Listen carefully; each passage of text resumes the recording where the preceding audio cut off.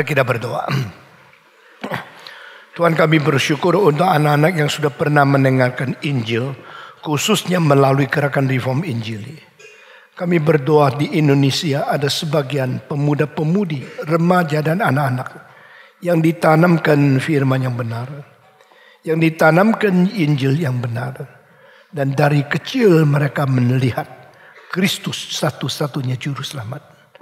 Dari mereka masih kecil mereka mengetahui di luar Kristus tidak ada penebusan, tidak ada pengampunan. Dan mereka boleh mematuhkan diri, mereka boleh melibatkan diri di dalam gelombang pelayanan sepanjang sejarah yang Tuhan tetapkan di dalam dunia ini. Kami bersyukur ada orang seperti Paulus, Petrus, seperti para bapak gereja, seperti para misionaris yang menjadi contoh dengan tidak menghiraukan mati hidup sendiri, untung rugi sendiri, menjelajah ke seluruh muka bumi memberitakan Injil. Menjadi teladan bagi kami, mendorong kami.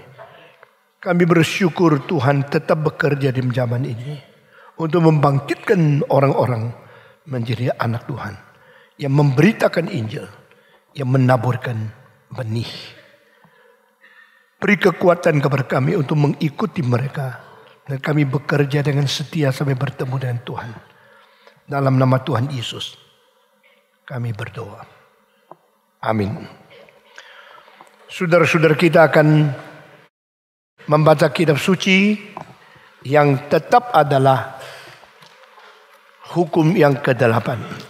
Sekali lagi kita membaca dari Keluaran pasal ke-20. Saya membaca 12, saudara membaca 13 sampai ke 17.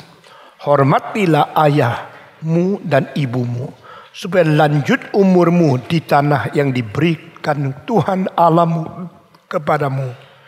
Jangan membunuh, jangan berzina, jangan mencuri, jangan mengucapkan saksi dusta tentang sesamamu. Semua. Jangan mengingini rumah sesamamu. Jangan mengingini istrinya, atau hambanya laki-laki, atau hambanya perempuan, atau lembunya, atau keledainya, atau apapun yang dipunyai sesamamu. Saudara-saudara, hari ini kita harap bisa selesaikan hukum yang ke-6, yaitu jangan membunuh. Minggu lalu kita telah membicarakan salah satu paradoks yang paling sulit dimengerti dan selalu menjadi batu syak bagi banyak orang yang mau menerima Tuhan Yesus adalah mengapa yang suruh manusia tidak boleh membunuh juga memerintahkan Israel membunuh. Hukum ini adalah hukum yang diberikan kepada Musa yang pernah membunuh. Musa pernah membunuh. Maka Tuhan berkatakan, Musa sekarang perintahkan orang Israel jangan membunuh. Seorang yang sendiri pernah membunuh, lalu harus memberitakan tidak boleh membunuh. Bagaimana perasaan dia? Inilah paradoks. Musa disimpan dan tidak dibunuh, sehingga orang tua Musa adalah pelanggar hukum. Lalu Tuhan memakai orang akibat pelanggar hukum untuk menyampaikan hukum. Mengapa begitu? Hari 10 hukum diturunkan ke dunia.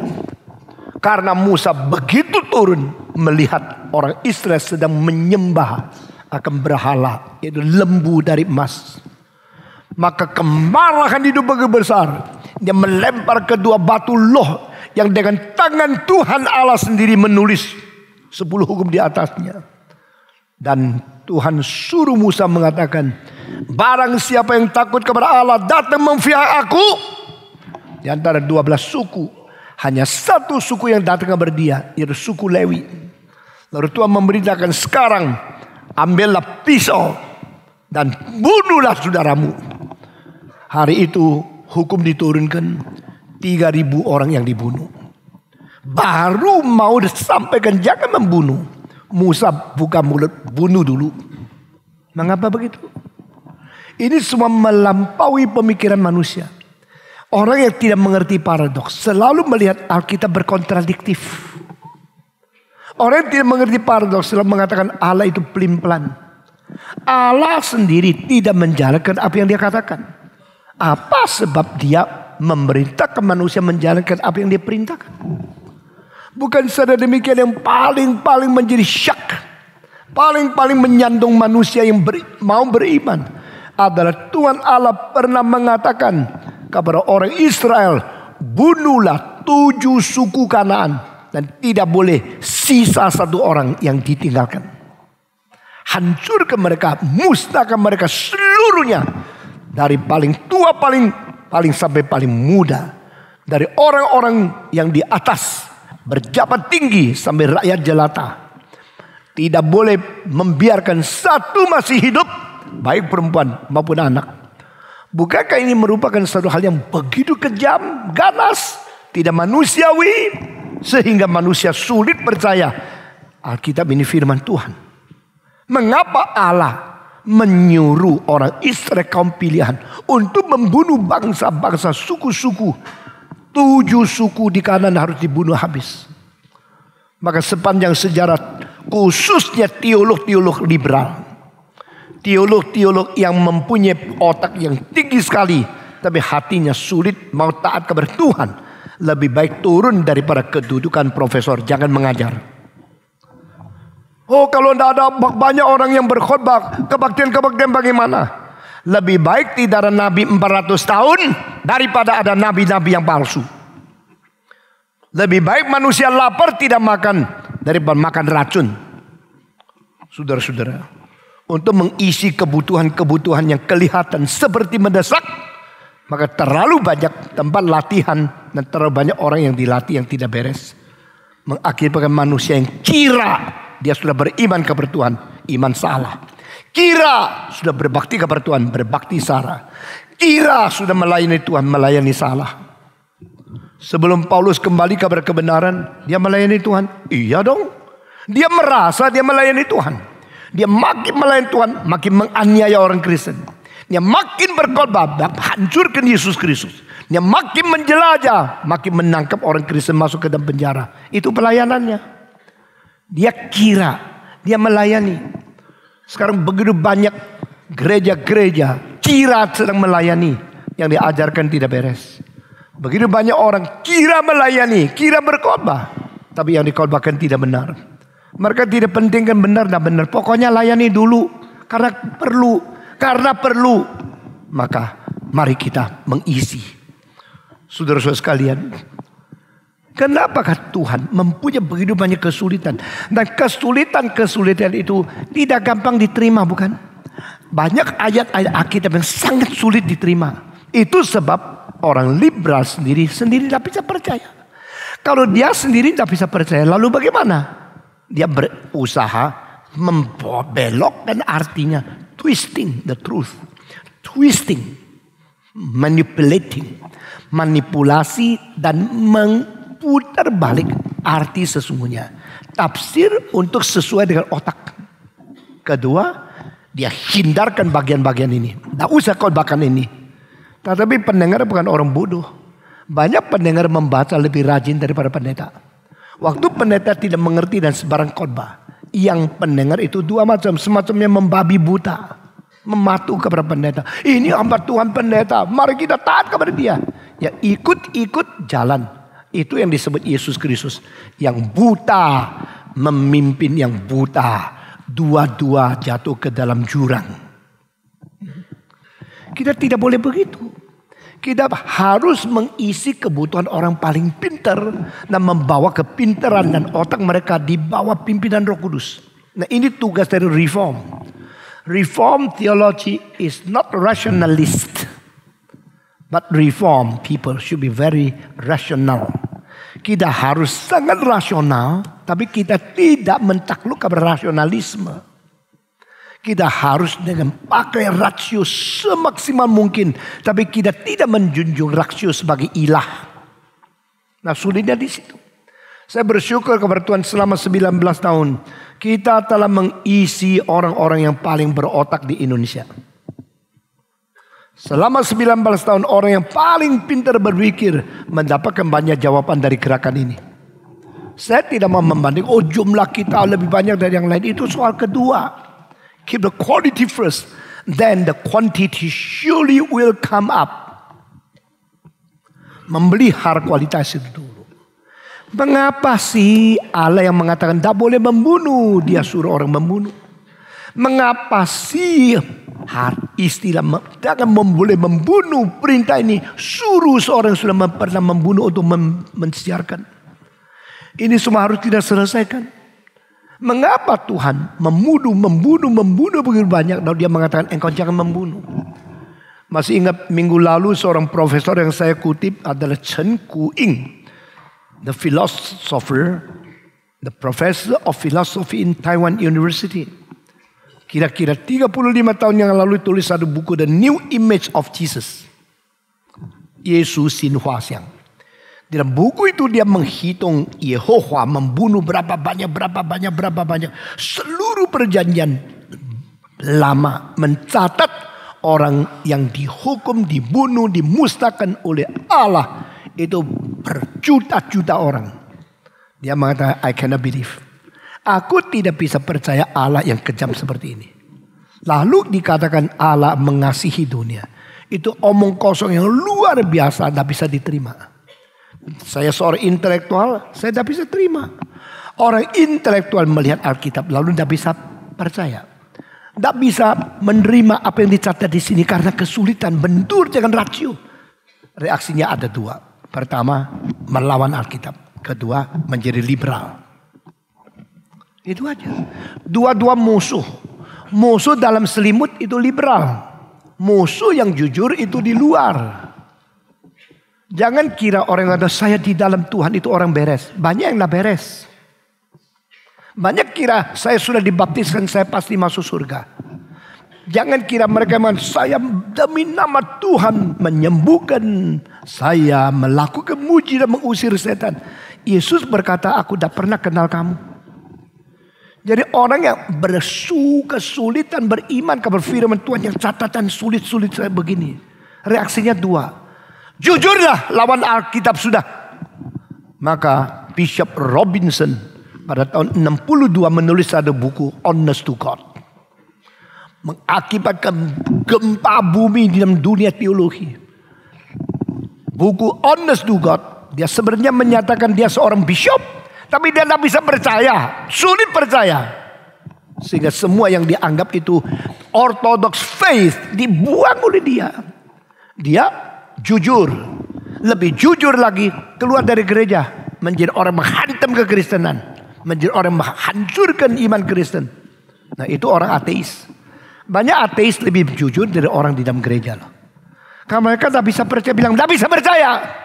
Kalau di dalam gereja tidak bisa percaya. Pakai cara lain mentafsirkan supaya kelihatan mulus, kelihatan seperti no problem, tapi hal sebenarnya tidak percaya.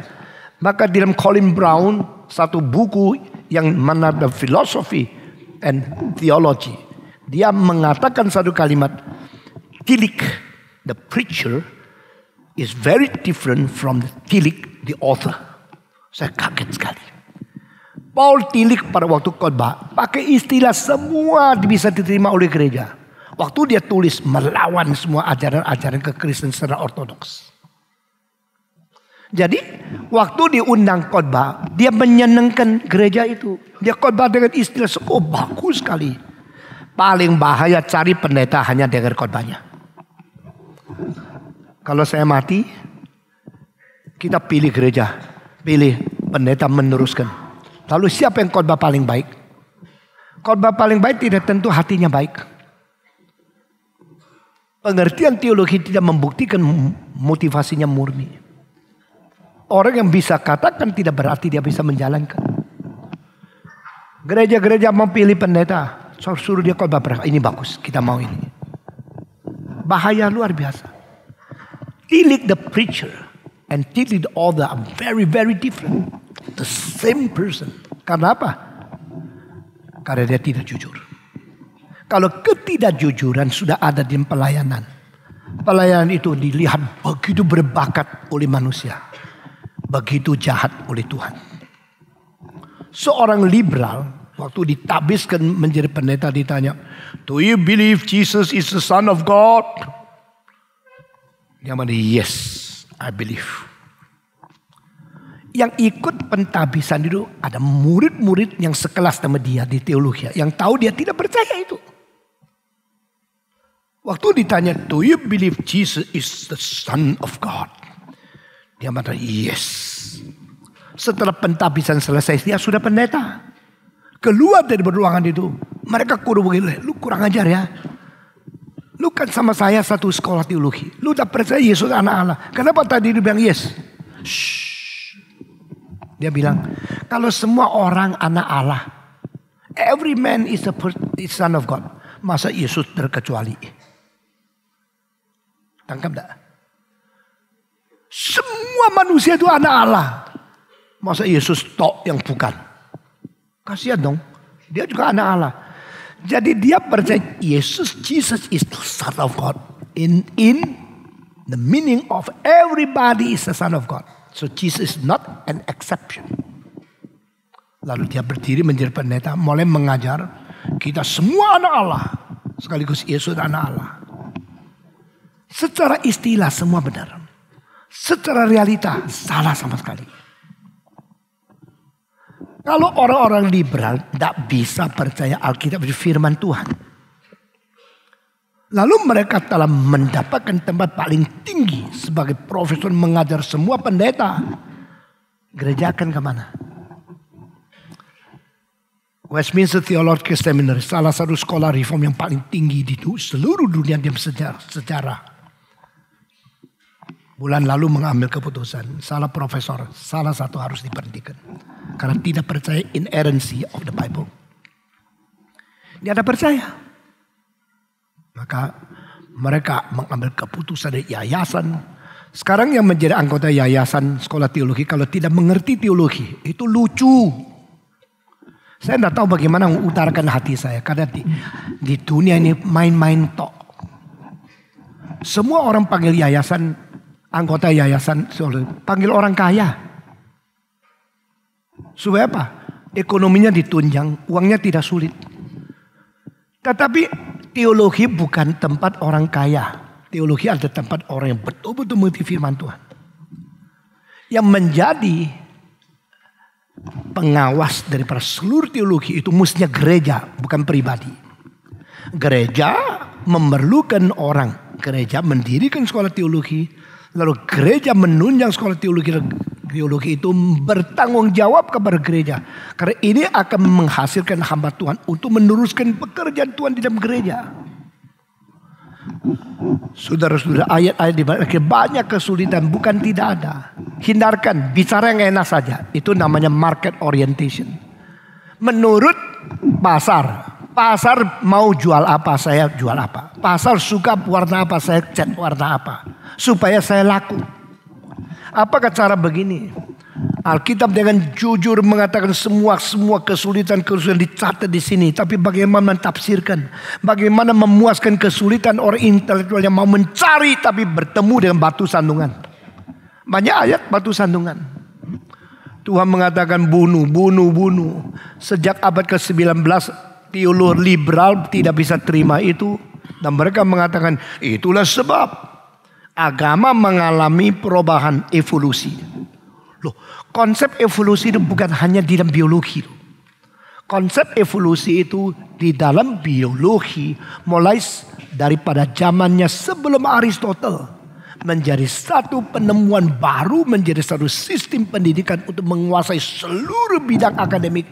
Itu mulai 1859. The Origin of Species yang ditulis oleh Charles Darwin dari Inggris dan diteruskan oleh dua orang, yaitu Sir Herbert Spencer dan satu lagi adalah Thomas Henry Huxley. Ketiga orang ini akhirnya mempelopori konsep evolusi dari bidang biologi kepada masyarakat, kepada sejarah, kepada sastra, dan kepada agama. Sehingga di dalam 100 tahun seluruh dunia semua sekolah tinggi percaya evolusi cara satu-satunya untuk menjelaskan dunia dari mana. Kekristenan secara tidak sadar dihancurkan oleh orang yang tidak mau beriman. Nah sayangnya sekali pada waktu itu di Inggris pendeta-pendeta yang mentertawakan evolusi bukan karena kuat argumennya. Bukan karena lebih tinggi inteleknya. Karena mereka mempunyai wibawa di gereja. Menghina, mentertawakan, mengejek-ejek evolusi sebagai orang murtad, orang pengkhianat iman. Di dalam satu perdebatan tertawaan keluar daripada seorang bishop. Kalau engkau memang percaya engkau keturunan monyet, kenapa engkau tidak ada ekor? Semua ketawa. Orang evolusi itu diejek, ditertawakan, dihina sampai mereka, tapi hati mereka dendam. Gereja pakai jabatan tinggi, pakai wibawa sejarah dan tradisi, engkau menghina kami. Mereka tulis buku untuk hantam gereja kembali.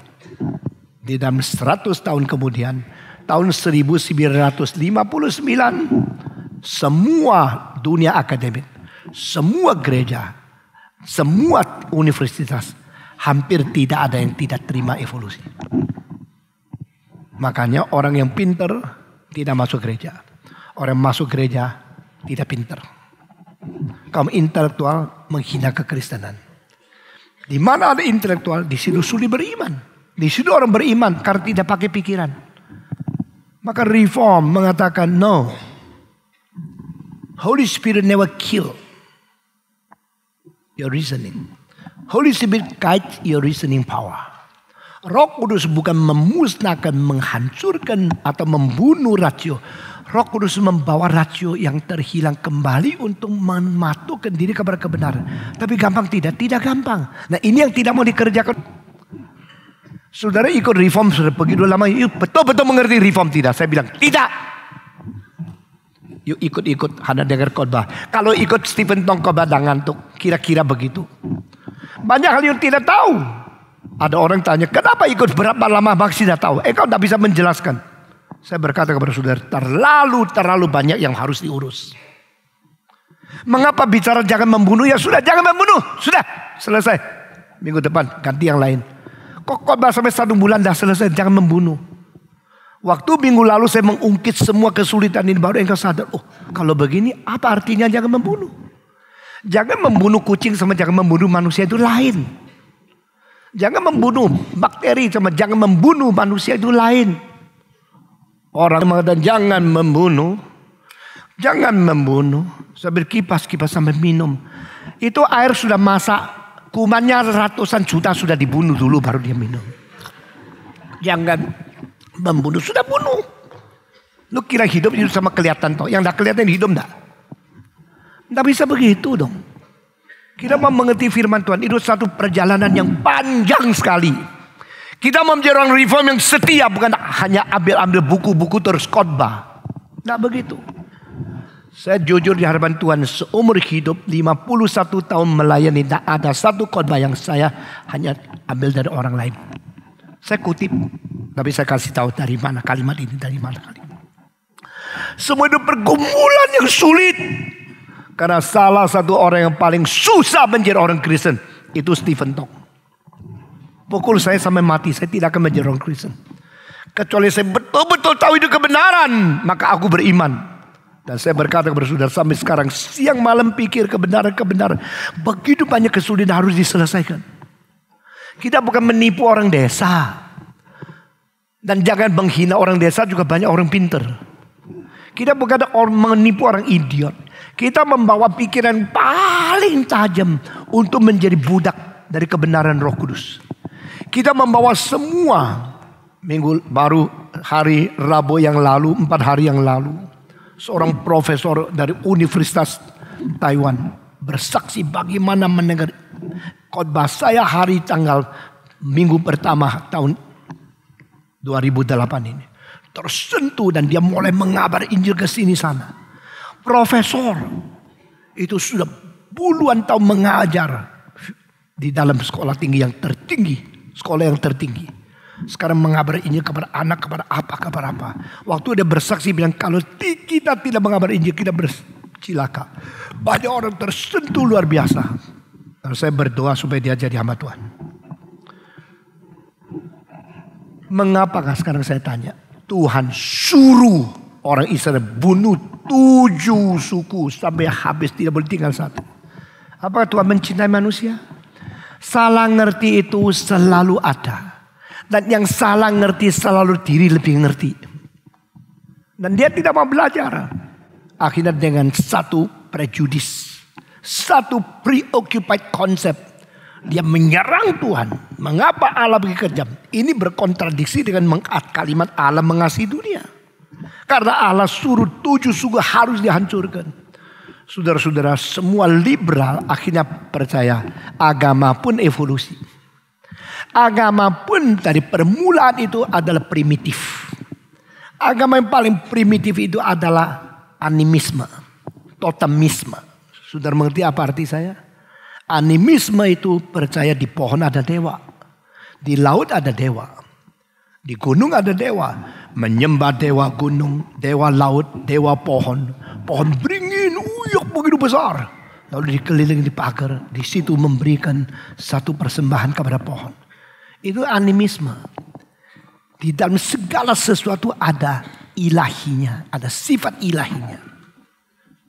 Dan itu lambat laun menjadi sesuatu pengertian menyembah kepada yang tidak patut disembah. Baru ada kesadaran yang muncul untuk kemajuan evolusi agama. Dan abad ke-19 permulaan sampai akhir.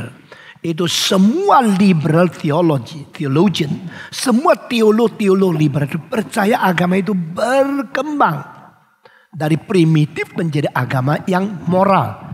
Maka mereka mengatakan akhir titik omega daripada kemajuan agama yaitu manusia menjadi bermoral. Kalau sudah bermoral maka buanglah, tanggalkan jubah agama, tidak apa-apa. Akhirnya muncul satu kalimat dari seorang di Jerman yang mengatakan religionless Christianity. Kekristenan yang tidak beragama. Kekristenan yang menanggalkan jubah agama. Yaitu the moral modern man. Orang modern yang begitu bermoral cukup. Tidak usah ke gereja. Tidak usah beribadah. Tidak usah puji. Tidak usah doa. Pokoknya dia bermoral. Itulah yang diinginkan oleh Yesus Kristus. Kalau demikian. The Old Testament God is immoral. The New Testament Jesus is moral.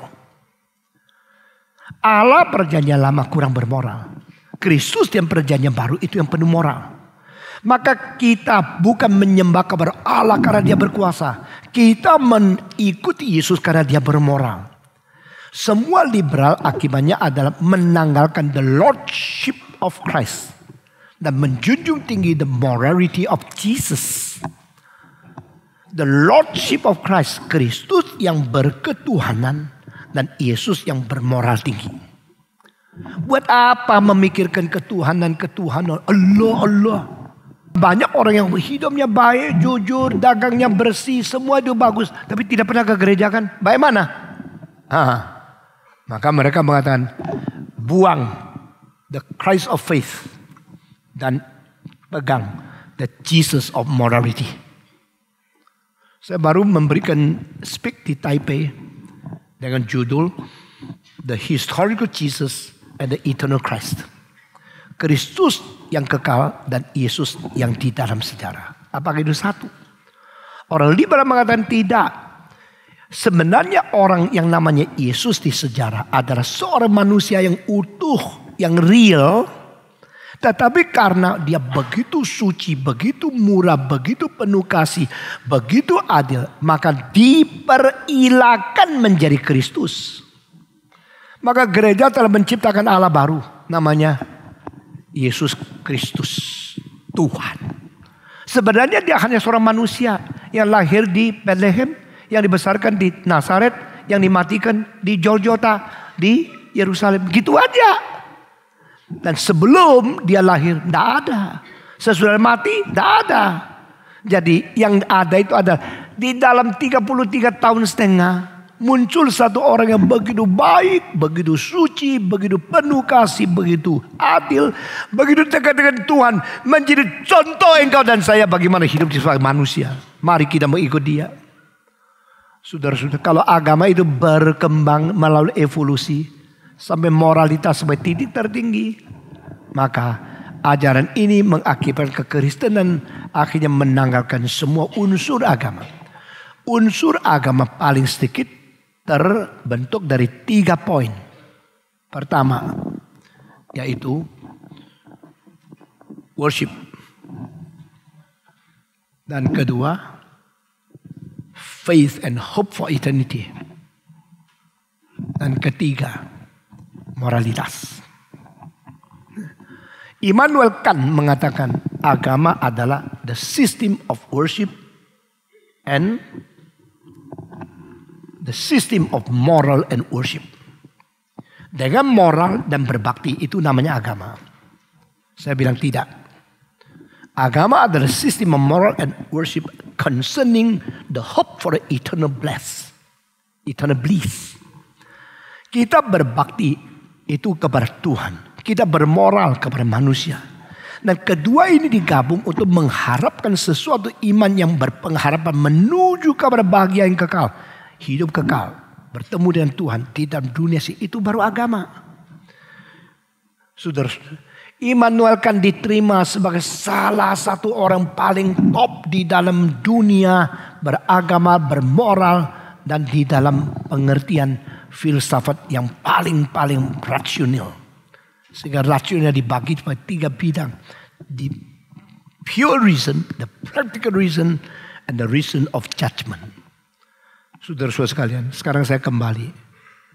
Kalau orang liberal tidak bisa percaya, dan mereka menganggap setelah mengalami evolusi baru Yesus muncul sebagai puncak dari moralitas agama tertinggi.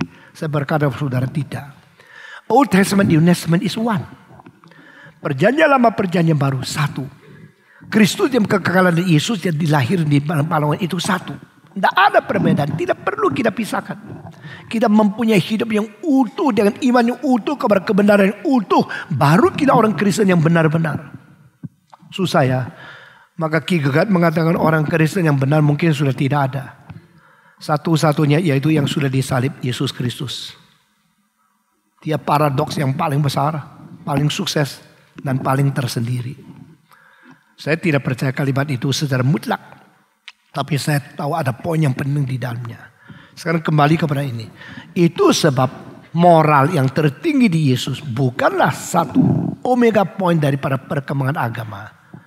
Kalau demikian Allah di perjanjian lama kurang moral, bagaimana kita jelaskan? Allah mengapa suruh orang Israel harus membunuh 7 suku? Dia katakan jangan membunuh. Kenapa dia perintahkan orang membunuh? Saudara-saudara, setelah arkeologi menemukan, nah akhirnya jawaban muncul. Kalau saudara mendengar pagi ini mengerti, saudara hindarkan diri daripada banyak kesulitan intelektual yang mengganggu imanmu. Ke-7 suku itu adalah suku-suku yang beribadah kepada dewa-dewa dengan keberanian imoralitas yang lebih tinggi dari siapapun. Mereka masuk ke dalam kuil, dengar ya. Sudah mereka masuk dalam kuil, mereka menyembah. Cara menyembah itu pakai musik yang sangat-sangat besar suaranya. Dan dengan dedukan daripada itu ritma yang sangat merangsang. Jangan kira musik itu biasa. Musik selalu dipakai untuk membangkitkan emosi. Dan pada waktu musik dipakai untuk membangkitkan emosi, mempersiapkan hati. Lalu membuat sesuatu penyembahan kepada dewa itu sesuatu suasana yang sulit dikendalikan. Ya, musik yang tidak pakai rasio. Musik yang tidak pakai sesuatu struktur yang indah. Kombinasi dari melodi, ritma, harmonis. 3 ini mengakibatkan sesuatu keindahan yang utuh di dalam musik. Saya ambil contoh ya. Kita menyanyi tam tam dim tam tam tam dem di dim dim dim dem tam tam dim. Harmonisnya saya tidak bicara. Lagu ini adalah lagu yang sudah lebih 700 tahun.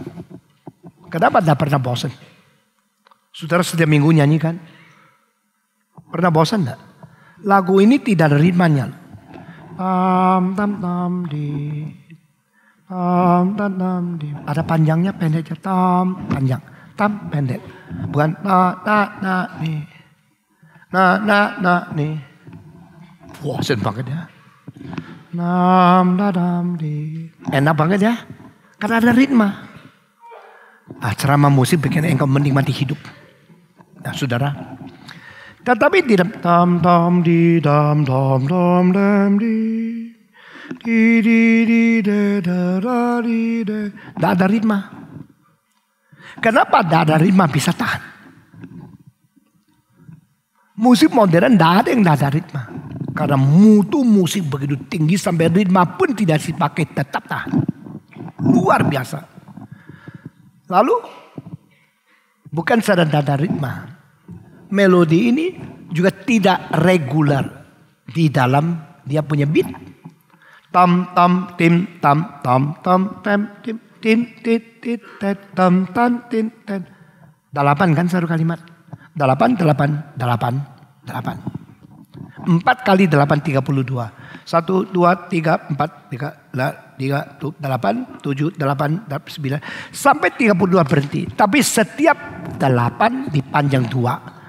Puji Allah Bapa Putra. Panjang 2 ya. Puji Allah Roh Kudus. Panjang 2. Ketiganya Maha Esa. Panjang 2. Pohon selamat berberkat. Bukan puji Allah Bapa Putra, puji Allah Roh Kudus, ketiganya Maha Esa. Na. Dah begitu kan? Nanti irregular beat. Ini sangat irregular. Irregular beat sampai pada tahun 1930-an memuncak di dalam musik daripada Stravinsky. 1 bar 9. Mendadak menjadi 1 bar 13. Biasanya setelah 3 atau 4. Pam pam pam pam. Belum tam tam pam pam pam pam. Ini 3 kan? Tam tam tem tim ten tin tin tan tin. 3 bukan? Atau 4. Tam tam tin tam tam tam pam pim tin tam tit tet tam. 4 kan? Waktu 4 ini dinyanyikan itu bagian satu ketenangan, keagungan, kehormatan kepada Tuhan. Disambung 2 itu bagi manusia merasakan ada ketenangan dan ada pengasuhan. Puji Allah Bapa Putra. Puji Allah. Maka sekarang sudah hampir 700 tahun. Sampai 7.000 tahun engkau tidak bisa bosan. Tetapi agama yang merangsang emosi. Akhirnya engkau terus lupa di mana. Mungkin di bulan sekarang. Bukan lagi di Jakarta. Lalu ini mungkin di surga. Lalu bikin istilah suasana menciptakan emosi. Sudah lupa itu terus satu kekuatan batin itu keluar. Dung. Coba engkau pergi tempat Dayak. Pergi ke Afrika. Pergi ke Bali. Tari kecak semuanya. Itu musik ikut membuat suasana. Musik ikut membawa manusia kepada sesuatu dunia yang lain. Lalu menjadi lebih suka lari daripada rasio. Tidak usah pikir banyak-banyak. No. Nah 7 suku itu. Dengar baik-baik ya. 7 suku di dalam worship mereka. Mereka menciptakan suasana sampai akhirnya semua lupa diri. Dan semua tidak pakai rasio. Dan akibatnya adalah pelan-pelan mereka buka celana, buka pakaian, telanjang semua. Jadi di dalam kuil itu mereka berbakti kepada dewa mereka. Lalu laki perempuan itu mulai buka celana, buka baju, buka semua underwear. Lambat laun di dalam tahap kedua, tahap ketiga. Laki perempuan bersetubuh di dalam kuil.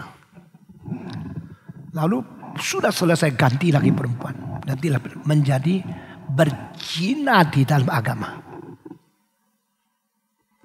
Akibatnya adalah semua yang muda-muda dianggap menjadi Itu imam-imam agama mereka. Itu mereka harus melangsungkan hubungan seks di dalam ibadah sebagai upacara berbakti kepada Tuhan. Dan Tuhan melihat di atas. Ini suku apa ini? Saya akan hancurkan semua suku ini. Dan membedakan umatku adalah umat yang suci. Israel, bunuh mereka. Itu karena Allah tidak cinta manusia? Bukan. Justru karena Allah mencinta manusia. Maka Allah memerintahkan Israel. Bunuh semua suku itu. Kenapa? Kalau itu suku dibiarkan begitu. Di dalam 100 tahun. Seluruh umat manusia musnah. Karena AIDS akan mulai saat itu. Sifilis akan mulai saat itu. Semua penyakit kelamin akan saat itu menjalar ke seluruh dunia. Waktu dunia beribu-ribu tahun yang lalu manusia belum banyak. Semua akan mati. Maka pada waktu Tuhan mengatakan bunuhlah 7 suku itu. Itu bukan kekejaman Allah. Bukan interpretasi orang akademik bahwa Allah tidak bermoral. Malu perlu evolusi maju sampai Yesus datang baru mengetahui apa itu cinta kasih. Saudara-saudara, lebih baik you belajar banyak sampai mengerti semua baru mulai khotbah. Jangan terlalu cepat. Mau saja cepat menonjolkan diri lalu akhirnya merusak gereja. Kenapa Allah memerintahkan 7 suku dibunuh? Silakan cerewet, silakan kritik. Tuhan tidak akan kompromi sembarangan hanya karena you tahu dan you pintar kritik. Karena ada rahasia-rahasia yang disimpan oleh Tuhan. Dan itu akan hanya dinyatakan kepada orang yang taat kepada firman Tuhan. Saudara-saudara, selama 20 tahun ini yang ikut kebaktian di gereja ini sudah mendapat berkat yang banyak. Karena banyak hal yang diungkapkan pelan-pelan kepada saudara. Kenapa pelan-pelan? Tidak mau cepat-cepat.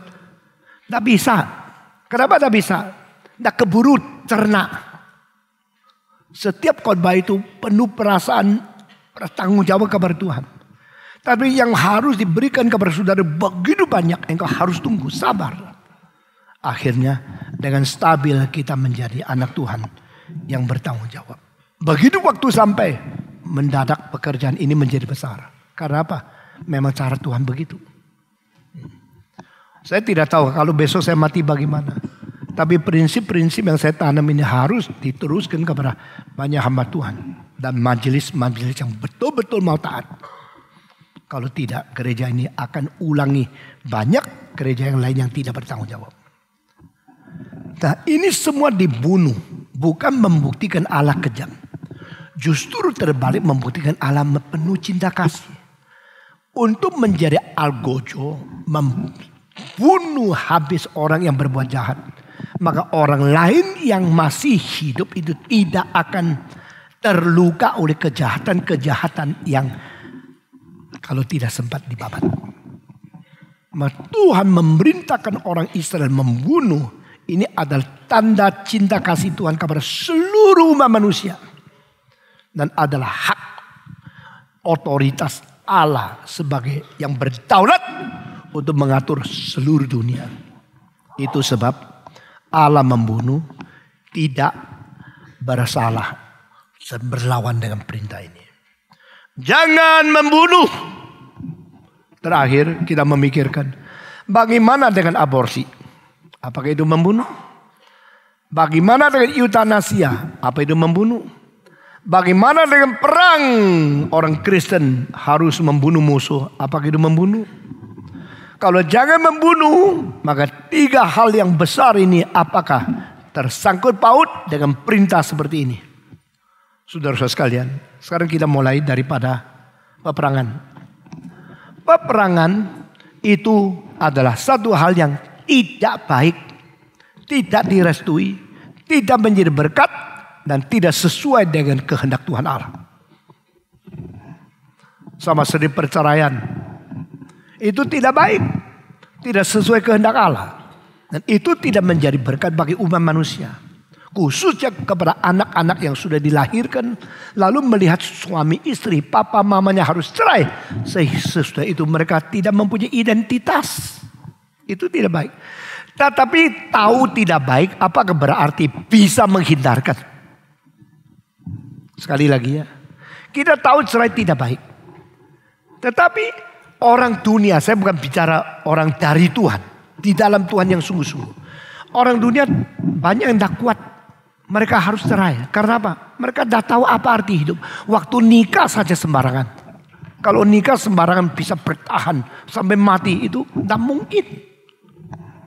Kita tahu pembunuhan itu tidak baik. Tapikah setelah ada kekristenan 2000 tahun ini, apakah dunia ini sudah hilang pembunuhan? Masih ada pembunuhan. Kita tahu peperangan tidak baik. Apakah mungkin dunia ini tidak ada peperangan? Selama beribu-ribu tahun mana ada zaman tidak ada peperangan? Ada kan? Pada satu kali saya berdiri dengan seorang biksu, ketua daripada asosiasi Buddha seluruh Malaysia. Kita bikin satu pertemuan bersama. Yang datang itu 3.600 orang. Bicara tentang peperangan. Dia mengatakan, Buddha berkata, yang pakai kekerasan akan menghasilkan lebih banyak kekerasan. Setelah Bush, Presiden Amerika, perang kepada teroris selama 8 tahun ini, apakah teroris mengurang atau menambah?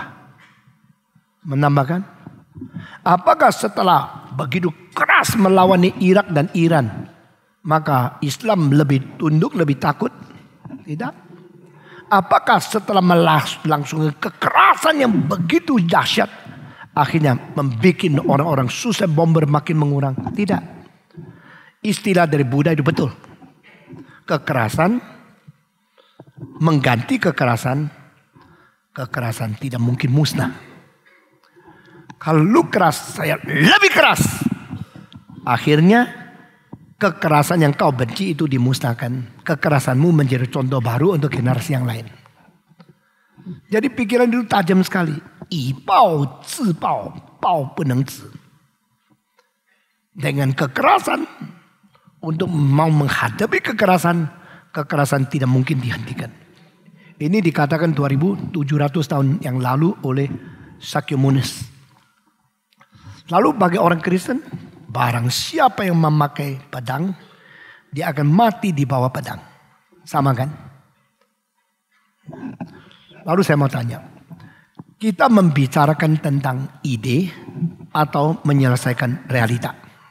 Di dalam perdebatan itu saya tanya, langsung pendengar, nah, are we talking about the perfect idea? Are we facing our real problem in the world? Setelah ada agama di dunia yang semuanya tidak setuju peperangan, apakah berarti karena ada agama maka dunia sudah tidak ada peperangan? Tidak, tetap ada. Kalau setelah agama dunia tetap ada peperangan, atau peperangan tidak menjadi kurang karena adanya ajaran agama, maka kesimpulan dua, agama tidak berguna. Atau syukur masih ada agama, kalau tidak ada peperangan lebih banyak. Yang mana? Jawab dong. Yuk, Sabtu malam mesti tidur yang baik ya, supaya Minggu bisa dengar khotbah dengan otak jernih ya, jangan main-main ya. Karena agama sudah datang beribu tahun di dunia. Dunia tetap perang. Apakah ini berarti agama tidak berguna? Atau kalau tidak ada agama lebih cilaka? Nah, jawaban pertama itu adalah Mao Zedong punya jawaban. Kita khotbah bukan khotbah omong kosong ini karena ini sedang terjadi. Maksudnya mengatakan agama sudah beribu tahun tidak ada gunanya. Dunia masih begitu jahat. Lalu dia cabut semua agama. Akhirnya baik. Lebih jahat. Jadi orang kalau ngekyang itu ya pintar palsu. Itu akan merusak makin besar.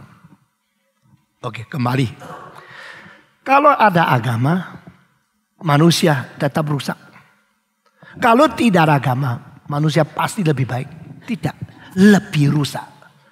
Maka agama di dalam teologi reform menjadi salah satu aspek daripada common grace yang Tuhan pergunakan sementara untuk mencegah kejahatan yang lebih-lebih. Banyak orang yang tidak Kristen karena ada agama, mereka tetap lebih jujur, betul nggak?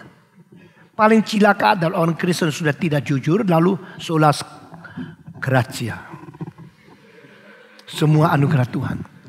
Ya. Nah saudara-saudara, saya mau bicara itu nanti tidak habis-habis ya. Kembali. Nah sekarang kita pikirkan. Kalau ada agama masih tidak baik dunia ini. Berarti kita harus menghadapi fakta. Dengan agama, agama itu prinsipnya apa? Karena perang itu tidak bisa tidak ada. Lalu bagaimana? Di situ perdebatan saya dengan pemimpin Buddha itu mulai ketemu. Setelah selesai 2 jam, semua pidato selesai. Oke, sekarang saya memberikan jawaban. Orang Kristen harus ikut perang enggak? Hah? Mata saya kalau besar imanmu goncang itu biasalah begitu. Sekali lagi, orang Kristen harus ikut perang enggak? Harus? Enggak. Nah sebentar lagi reform pecah ini ya. Saya tanya lagi, orang Kristen boleh ikut perang enggak? Boleh. Mau apa lu? Masa ayam untuk orang yang lain yang perang gitu di dalam peperangan? Engkau ikut ambil pistol, engkau ikut tembak. Bagaimana dengan kalimat ini? Jangan membunuh. When you involved in war, when you shoot somebody, your enemy, are you violating this law? Jangan membunuh ke peperangan bagaimana? Sebenarnya di Alkitab ya, itu ada pertanyaan daripada serdadu kepada Yohanes Pembaptis mengenai hal ini. Dan cuma 1 kali. Saya sangat kagum loh. Kitab suci adalah kitab tanya jawab. Barang siapa mengatakan tanya jawab itu bukan firman Tuhan. Biarin. Karena Paulus menjawab tentang pernikahan di Korintus. Itu sebagian dari firman Tuhan. Yang penting adalah yang dijawab berdasarkan wahyu Tuhan atau tidak. Bukan bentuk tanya jawab itu rohani atau tidak. Saudara-saudara. Di dalam Alkitab itu ada tanya jawab. Dan dicatat sebagai firman. Di dalam jawaban pertama kepada pertanyaan paling serius. Itu adalah Musa yang tanya, Tuhan yang jawab. Dari permulaan itu Allah yang tanya, manusia tidak bisa jawab. Adam, di manakah engkau? Sulit jawab. Kain, di manakah Habel? Dia sulit jawab. Sekarang balik, Musa tanya, siapakah engkau? Namamu siapa? Kalau engkau mengutus aku pergi Israel, ditanya, siapa yang mengutus engkau? Namanya siapa? Bagaimana saya menjawab? Tuhan jawablah. Tuhan jawablah. Tanya jawab ya. Tuhan melayan jawaban. Guru yang jelek bilang sama muridnya, jangan tanya terus, goblok lu. Guru yang baik mengatakan, aku pasti jawab. Kalau dah jawab, saya goblok. Maka Allah jawab, I am who I am. Beritahu kepada orang Israel yang adalah ada dari kekal sampai kekal mengutus aku. Dia jawab, melayani. Maka dari tahun 61 sekarang sudah 47 tahun saya menjawab pertanyaan. Melayani orang tanya, silakan.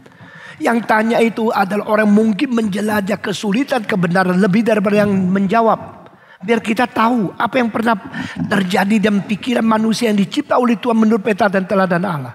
Lalu kita menjawab melalui ilham dan kebenaran yang diwahyukan Allah kepada orang yang dicipta menurut peta dan teladan Allah. Lalu perjanjian baru sama. Orang tanya. Yohanes Pembaptis yang penuh Roh Kudus. Dia tidak usir penanya. Dia menjawab satu persatu. Seorang serdadu datang. Nah ini mengenai militer. Apa yang harus ku perbuat? Kenapa dia menanya ini? Karena dia sambil pakai senapan. Sambil menjajah negara orang lain. Orang Romawi ada negara sendiri. Kenapa datang ke Palestina? Karena mereka mau menjajah. Mereka mau merampas. Mereka mau ambil barang. Mau memerintah orang lain. Tidak boleh tidak taat kepada dia. Kuasai orang lain. Ini namanya imperialisme. Imperialisme itu ada 3 bentuk. Pertama, imperialisme militer. Itu paling bodoh. Kedua, imperialisme ekonomi. Itu pintar sekali. Ketiga, imperialisme ideologi. Itu lebih pintar. Karena imperialisme pakai senapan, you harus kirim orang mungkin mati di pertempuran. Imperial ekonomi itu engkau pakai taktik, engkau dapat uang dan tidak melanggar hukum karena pinternya. Imperialisme ideologi pakai uang modal untuk investasi pun tidak, hanya indoktrinasi, bikin otak itu berubah, lalu seluruh hati dan barang dia punya. Saudara-saudara, sekarang militer yang diperintah oleh Kaisar Roma pergi ke Palestina pakai senapan, yang datang bunuh dia. Ini orang itu ada hati nurani. Ada orang cuma tahu bos. Kalau bos suruh dia kerjain setia, yang lain dimatiin semua, tidak apa-apa. Tapi ada orang bukan begitu loh. Waktu dia mau bunuh orang lain, dia rasa orang Israel pun manusia. Saya Romawi juga manusia. Kita sama-sama di bawah matahari. Kita sama-sama hidup di atas bumi. Kita sama-sama cari makan. Kenapa mesti suruh saya bunuh dia? Pada waktu itu serdadu keliling-keliling. Ketemu ada satu orang yang berkata, bertobatlah kamu. Bertobatlah kamu. Wah, dia tertarik. Dia bukan orang pilihan Tuhan. Dia bukan orang daripada kaum Israel. Tetapi dia adalah seorang manusia dicipta oleh Tuhan. Mendengar pertobatan dia tertarik. Seperti banyak orang bukan Kristen lebih tertarik firman Tuhan daripada orang yang sudah saban minggu duduk di sini. Lalu dia datang. Setelah kebaktian tidak mau pergi, dia datang. Saya kemarin bicara sama pendeta. Kenapa tidak mau telepon saya? Kenapa dekat saya? Takut merepotkan. Saya sudah repot. Orang berani repot karena tidak takut repot. Repot tambah sendiri, repot tetap namanya repot. Oh ya, kalau gini saya mau cari waktu ketemu Pak Tong. Orang ini tidak takut repot. Datang kepada Yohanes Pembaptis. Lalu dia tanya, harus bertobat. Lalu gua bagaimana? Lempar senapan, lari pulang ke desa, pensiun, atau saya terus di situ, tapi jangan bunuh orang Israel, bunuh orang Romawi. Atau saya tembak ke atas, tuk gitu saja. Saya udah bagaimana? Yohanes Pembaptis kalau nasionalisme, kau kurang ajar, kau orang imperialisme, kau Romawi, kau yang bikin bangsa saya dibelenggu. Wah, dia bisa menjawab dengan kejahatan kan, dengan kebencian. Barang siapa mengurus segala sesuatu dengan kebencian, tidak pernah membereskan sesuatu dengan baik-baik. Kalau engkau benci seseorang, lalu engkau berusaha mengerjakan sesuatu berdasarkan kebencian, tidak pernah beres. Akan bikin lebih kacau. Yohanes Pembaptis waktu menjawab pertanyaan serdadu ini, tidak ada kesempitan nasionalismenya, tidak ada dendam di dalam gejala hubungan antar manusia. Waktu dia menjawab pertanyaan ini, dia memakai kalimat cuma dua. Pertama, puaslah kepada apa yang ada padamu. Akhirnya apa artinya? Orang militer itu tidak pernah puas-puas karena ada senapan mau pakai ini pakai itu untuk menekan orang lain. Ini semua militer ya, yang makin berbintang makin kaya karena makin tidak puas apa yang ada pada dia. Kenapa Yohanes begitu bijaksana? Jawaban cuma satu. Dipenuhi Roh Kudus sejak lahir. Ini orang sedikit sekali. Di dalam Alkitab selain Kristus cuma satu orang yang dipenuhi Roh Kudus sebelum keluar dari rahim ibunya. Siapa? Yohanes Pembaptis. The only man filled by the Holy Spirit even before his birth.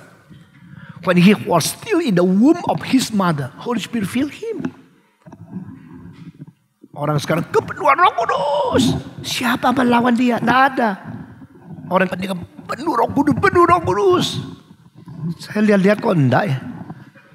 Penuh ketamakan, penuh tidak suci. Yohanes Pembaptis seumur hidup mutlak suci, mutlak adil, mutlak penuh dengan bijaksana. Tapi dia ada kelemahan? Ada. Bagaimana tahu? Dia waktu dipenjarakan sebelum dipenggal kepala dia curiga.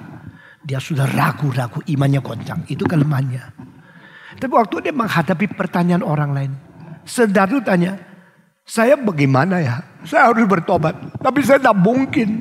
Kalau saya melarikan diri tidak jadi tentara. Saya pengkhianat. Saya akan dipenggal kepalanya. Kalau saya mentembak, saya membunuh orang. Saya bagaimana harus bertobat? Di dalam kasus seperti saya mesti bagaimana saya? Wah, ini orang jujur sekali. Yohanes mengatakan, Yohanes Pembaptis mengatakan, puaslah dengan apa yang ada padamu. Semua 1, 2, 3. Ya. Tapi kalimat ini pun bahaya loh. Justru babi anjing semua puas dengan apa yang ada pada mereka. Maka mereka tidak pernah maju-maju. Justru kita bisa tidak puas maka kita maju-maju. Maju boleh, maju terus geser orang lain tidak boleh. Maju boleh, jangan terlalu cepat lari terus akhirnya masuk ke jurang. Itu tidak boleh. Puaslah dengan apa yang ada padamu. Kalimat pertama. Kedua, jangan memakai senapanmu untuk menindas orang lain. Wah, ini adalah etika militer. Cuma 2 kalimat. Cukup. Seluruh etika kemiliteran, seluruh etika peperangan itu tidak berdasar dari tidak boleh perang. Tidak bisa. Karena peperangan kadang-kadang itu perlu.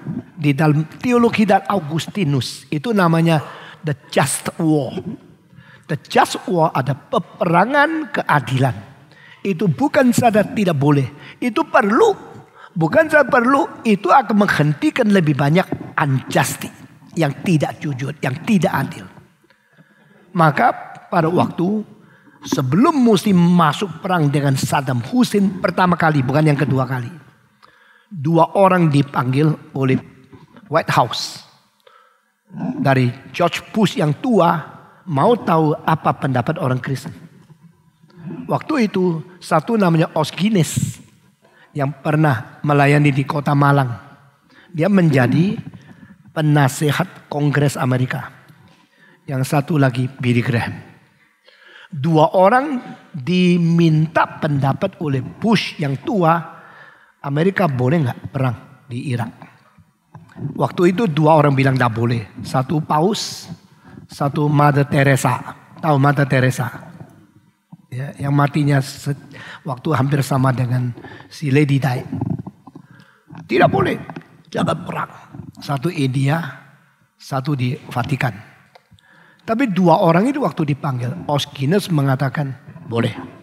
Boleh perang. Billy Graham mengatakan boleh perang. Wah, munafik hamba Tuhan kok suruh orang perang. Karena mereka mempunyai teologi reform. Dari apa? Dari Augustinus. The just war. Just war berarti ada peperangan yang akan menghentikan lebih banyak kerusakan. Menghentikan lebih banyak kematian. Menghentikan lebih banyak ketidakadilan. Itu harus dilakukan. Just war itu seperti pelaksana algojo.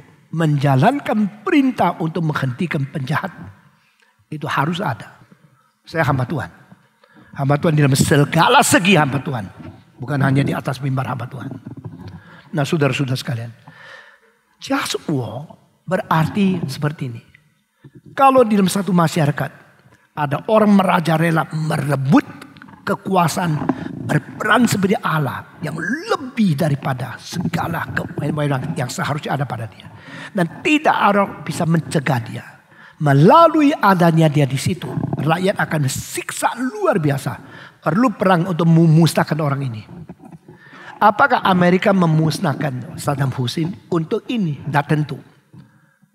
Hanya untuk kalau sesudah perang bisa membuat bangun lagi, bisa cari uang lebih banyak. Itu jahat. Apakah Amerika menghabiskan Saddam Hussein demi rakyat? Orang Kurdis tidak banyak dibunuh. Tidak tentu. Mereka menganggap bisa menguasai kontrol negara yang mempunyai minyak. Itu salah satu. Tetapi di luar itu yang Tuhan mau adalah keadilan dan keadaan hak asasi manusia dipelihara melalui just war. Os Guinness setuju. Billy Graham setuju. Untuk tahun itu Desert Storm. Waktu itu saya mengamati. Dunia ini akan menjadi apa? Apa campur tangan Tuhan kepada dunia ini? Nah, saudara-saudara. Maka kalimat dari Yohanes Pembaptis sama just war, sama semua jawaban dari sejarah sinkron. Karena Tuhan itu Tuhan yang betul-betul Tuhan satu-satunya di dalam sejarah. Kenapa Kak Yohanes Pembaptis tidak mengatakan tidak boleh membunuh? Menurut hukum ke-6 Di dalam 10 hukum Musa, engkau letakkan senjata, engkau tidak boleh membunuh. Kenapa? Karena dia dipenuhi Roh Kudus, dia tidak sembarangan bicara. Setiap kalimat penuh dengan bijaksana dan tidak perlu bertobat, dia tidak perlu berubah lagi. Karena dia seorang yang dipenuhi Roh Kudus dan mengatakan kalimat yang dicatat 2000 tahun tidak perlu dirubah. Berarti Tuhan tidak menginginkan peperangan. Tapi kalau peperangan itu harus ada, Tuhan tidak menyuruh orang lain tidak boleh perang. Tuhan juga tidak suruh orang harus letakkan jabatan. Nah, di dalam hal ini kekristenan dengan teologi orang Kristen ada dua aspek. Aspek pertama adalah menyetujui peperangan. Aspek kedua menantang peperangan. Nah, orang yang menantang peperangan itu kebanyakan orang Injili. Orang yang setuju peperangan kebanyakan orang-orang liberal. Tetapi orang reform adalah orang yang mempunyai pengertian lebih tinggi daripada sekedar biasa. Dan juga mempunyai pemegangan Injili yang kuat. Maka reform harus memberikan solusi, memberikan jawaban dan direksi lebih daripada siapapun di dunia ini. Maka kita ada pusat pengkajian. Di situ kita menetapkan sikap, what should Christians stand? Where should we stand? Where are we going? Itu kita harus menjadi hati nurani seluruh masyarakat. Alkitab tidak pernah mengatakan tidak boleh perang. Tidak ada kalimat itu. Alkitab mengatakan kita harus berdamai. Itu benar. Tapi kalau perlu perang dengan alasan apa? Itu soal lain lagi. Engkau harus puas dengan apa yang ada padamu.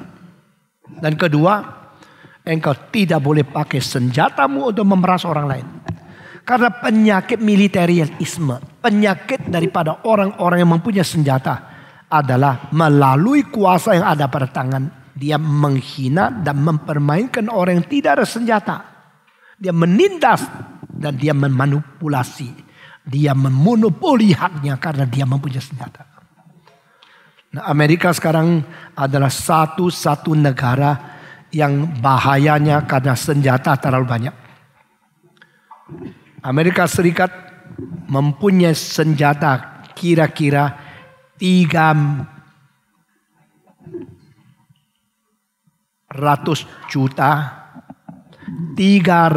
juta senapan di dalam tangan rakyat. Dengan kira-kira menuju kepada 380 juta umat manusia. Sudah 300 pistol. 300 juta di dalam tangan rakyat.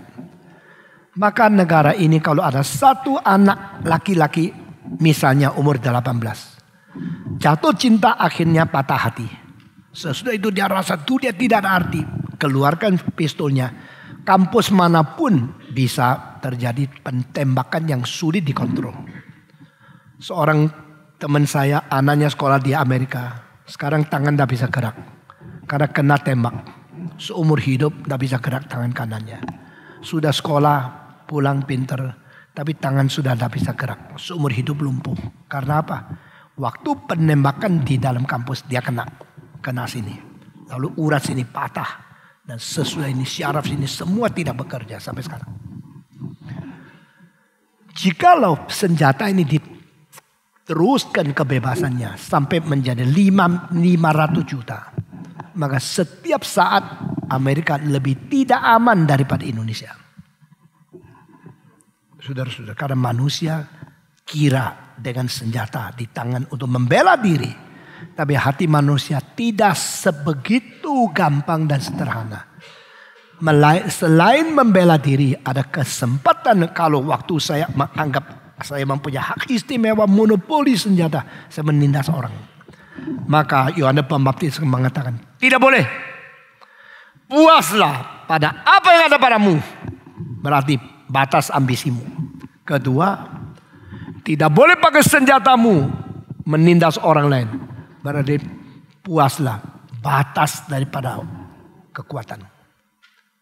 Sehingga Martin Luther mengatakan, bolehkah kita berperang? Apa berperang berarti mematikan manusia? Dia menjawab dengan dua aspek. Dengar kalimat pertama. Jikalau negara saya dijajah sama orang lain.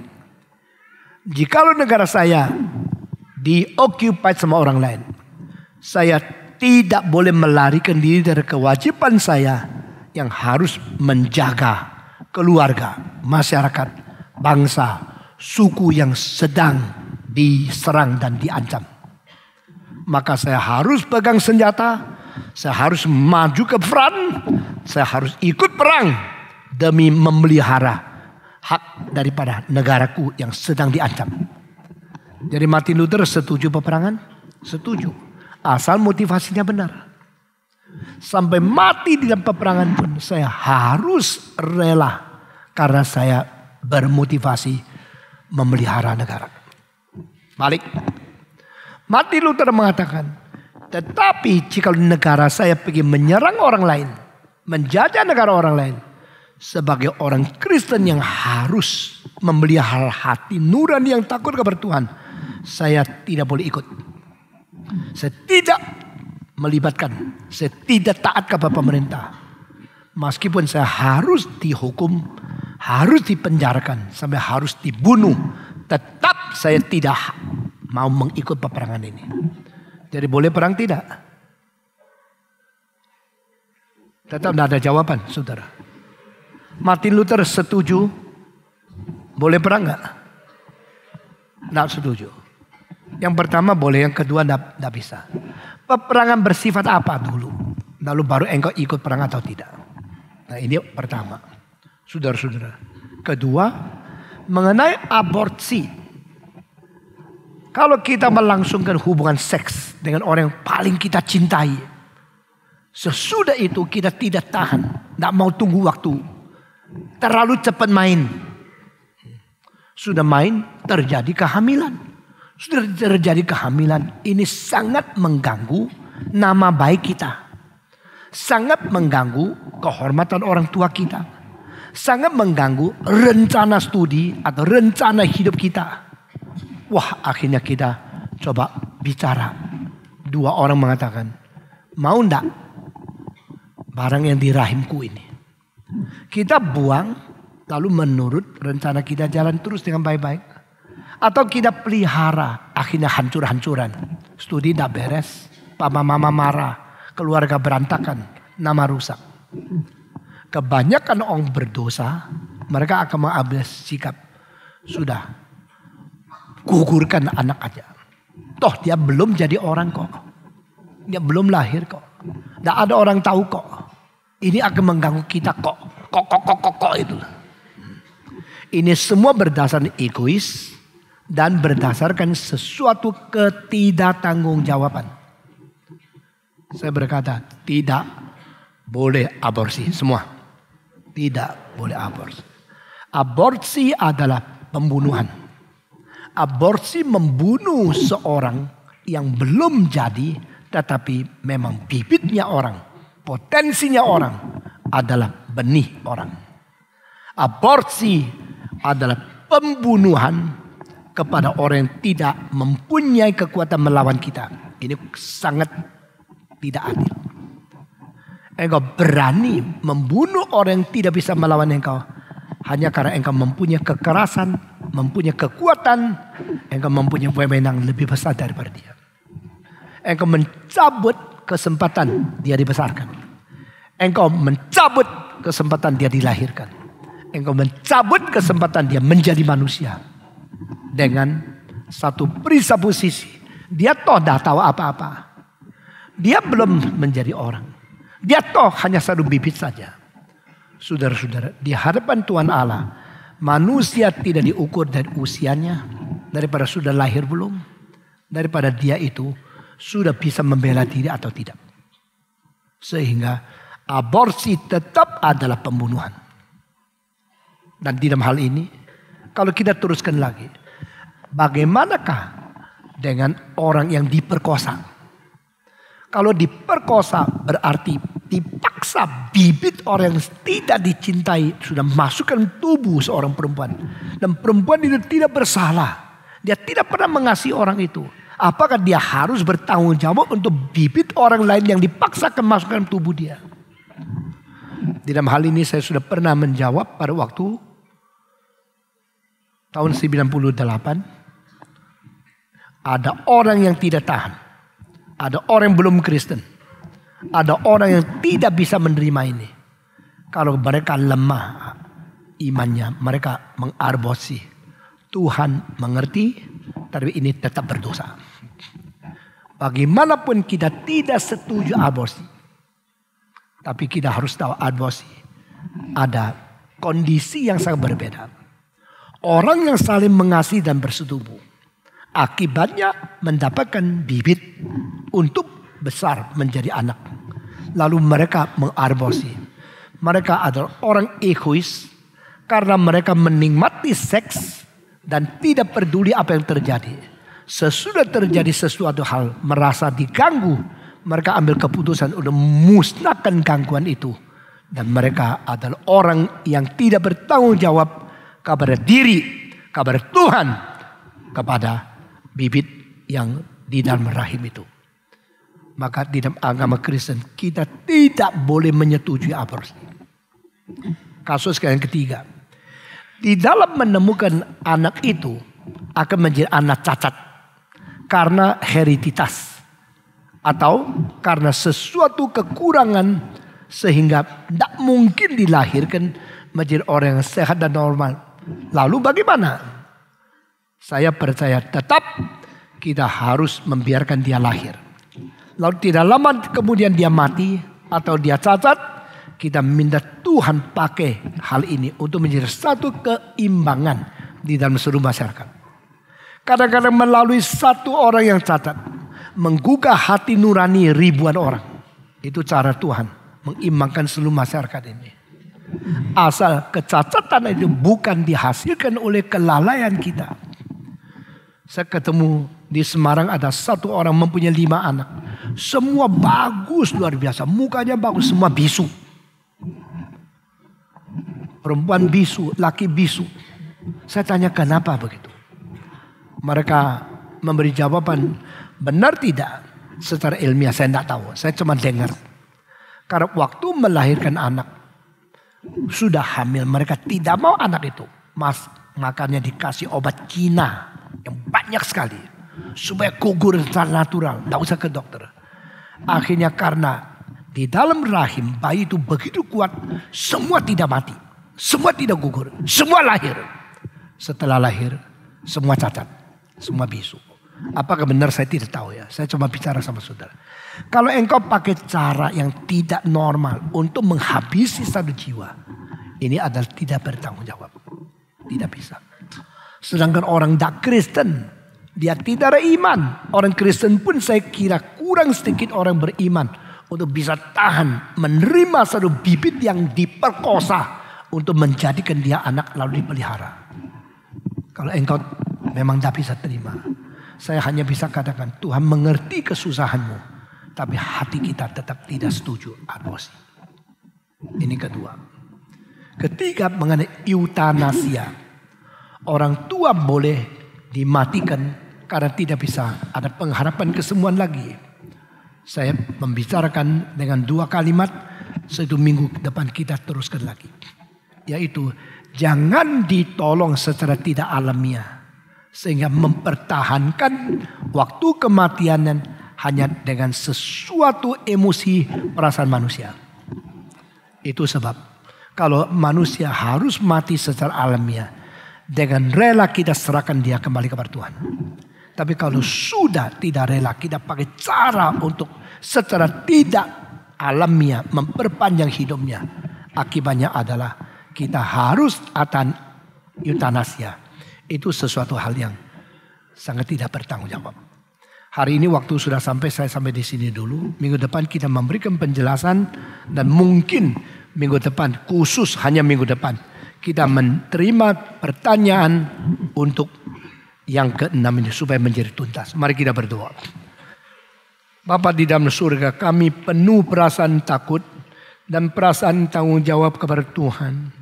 Karena Engkau telah menciptakan manusia sebagai peta teladan Tuhan yang diberi hidup dari atas. Kami berdoa kiranya kami sungguh-sungguh mengerti firman-Mu. Dan kami tidak hidup sembarangan. Kami hidup memuliakan Tuhan. Kami hidup memfaedakan sesama. Kami hidup menjalankan perintah. Kami hidup mematuhkan kehendak Tuhan. Pimpinlah kami selangkah demi selangkah. Supaya pikiran kami dipenuhi oleh Roh-Mu yang kudus. Dicerahkan oleh kebenaran yang diwahyukan. Dan dipimpin langkah-langkah kami di dalam jalur yang Tuhan tetapkan. Dengar doa kami yang kami panjatkan. Dalam nama Yesus Kristus. Penebus dan Juru Selamat kami yang hidup. Amin.